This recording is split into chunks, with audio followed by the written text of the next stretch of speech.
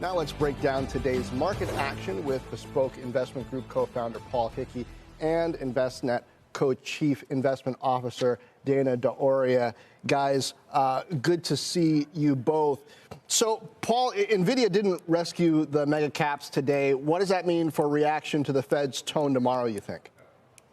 So I think Nvidia, it could be the greatest thing since sliced bread. Jensen can say whatever he wants, but the most important thing, as we said when I was on the day they reported earnings, is the reaction to the news. And if you see what happened in Nvidia today, the stock peaked right at 1 o'clock, and investors sold into the news there. That's been happening with every rally in Nvidia over the last 6 months, and until that pattern changes, it doesn't matter what they say. Investors are selling into any strength in the stock. So I think in that respect, for the stock itself, that's not a great sign. But for the NASDAQ itself, Nvidia closed near the lows of the day today. But the NASDAQ, since from about just a little before 10 to the close, it traded in a relatively tight range there. And we didn't see the late day sell-off, which has become so common. So I think going into tomorrow, the Fed decision, I think there's not going to be much of a surprise in that. So, I wouldn't read too much into what the Fed's going to say. I think the market's just going to try and find its bottom here. And we're going to see that over the coming days, maybe weeks. Well, Dana, investor sentiment certainly seems to be souring, but U.S. stocks still aren't cheap by historical standards. So at the same time, huge day for Europe, its largest economy. Germany votes to open the debt floodgates. So where should investors place their bets?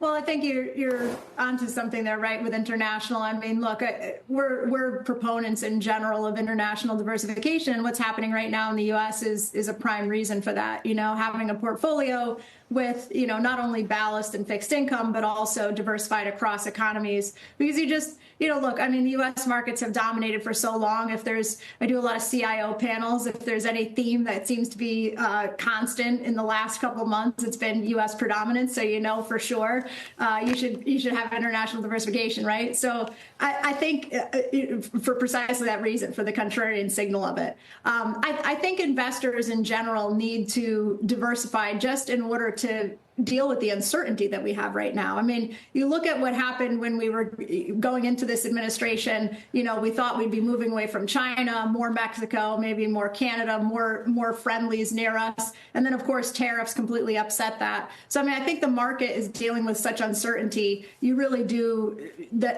what you gain from a diversified portfolio is even more important in a market like this than typically.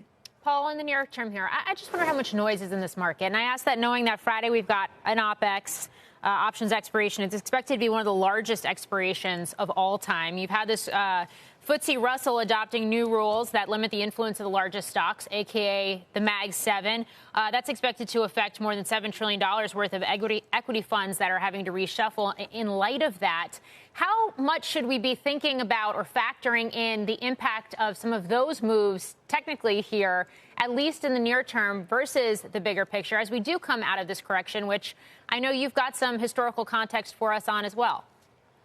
Yeah, so I mean, I think in that respect, there's always going to be a multitude of factors impacting things. And, so some of these mechanical adjustments, like you just mentioned, Morgan, that can impact things. And to Dana's comments before about talking about international versus domestic, you always want diversification. And as exceptional as the strength has been in international stocks over the last 2 months, on a relative basis, they're back to where they were in October. So they saw historic underperformance from that period, right when The Economist put the U.S. exceptionalism on the cover. They saw a historic underperformance up until January, and now international stocks are seeing a short-term burst of historical outperformance. So I think in that respect, for the market overall, though, historically, when we've seen these sharp pullbacks and these extreme moves, they tend to reverse themselves over the course of the coming weeks and months. So in that respect, I would think that you've seen some oversold conditions in U.S. stocks, and you should see a bounce here going forward. Maybe not in the next week. That tends to, the market tends to, make the most people upset as possible. But as we go out into the next couple of months, I think you'll see the U.S. stocks start to rebound relative to Europe and on an absolute basis. Okay.